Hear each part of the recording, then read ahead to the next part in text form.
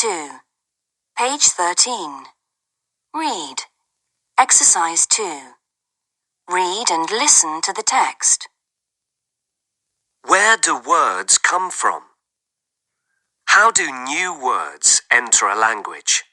Who coins new words? Sometimes the inspiration for a word is obvious. For example, in the 1960s, calculator made its first appearance in everyday English. Its name was based on its apparent function, to calculate. Sometimes a word or name is eponymous.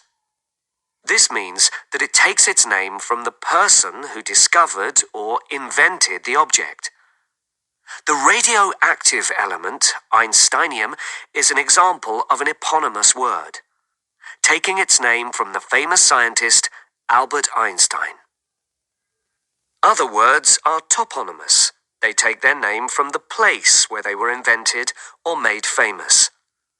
An example of a toponymous word is tangerine, which comes from the city of Tangiers in Morocco, where the fruit is abundant. Another example is the word for the material denim, which originated in Nîmes, France. The material was said to be de Nîmes, or from Nîmes. Sometimes people simply invent words. Milton Sirota is documented as the youngest person ever to coin a word that is in use today. He coined the words Google and Googleplex when he was 9 years old. Sirota's uncle was a mathematician called Edward Kasner. Kasner wanted to find a name for an extremely large finite number, the number 1 followed by 100 zeros. One day, in the late 1930s, Kasner asked his nephew for some ideas about a name. Sirota thought about it for a moment and then suggested Google. Kasner was delighted. He had finally found a name he liked. Sirota also suggested the term Googleplex for the number 1 followed by zeros until a person got tired of writing them.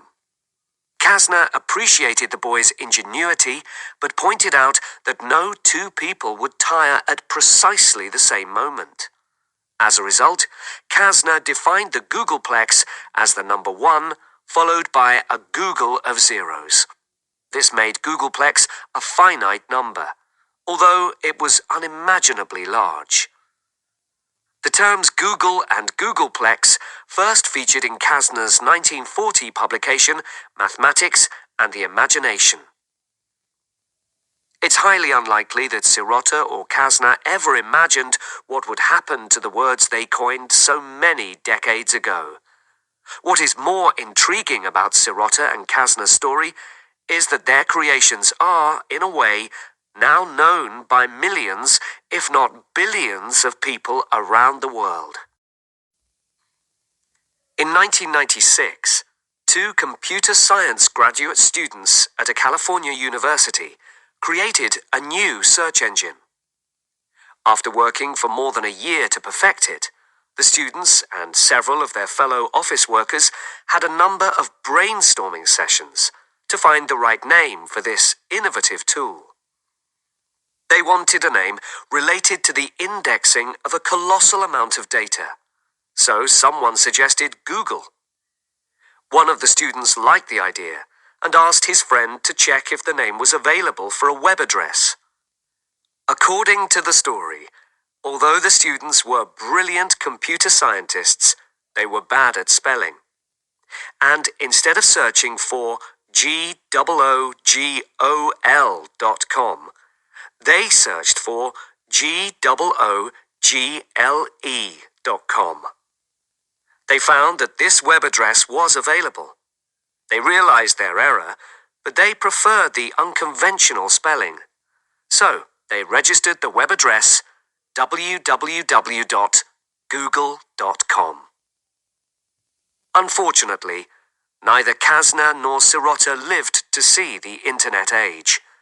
Kasner died in 1955, and Sirota passed away in 1980. Neither of them found out how the word they had coined inspired the name of the most popular search engine in the world.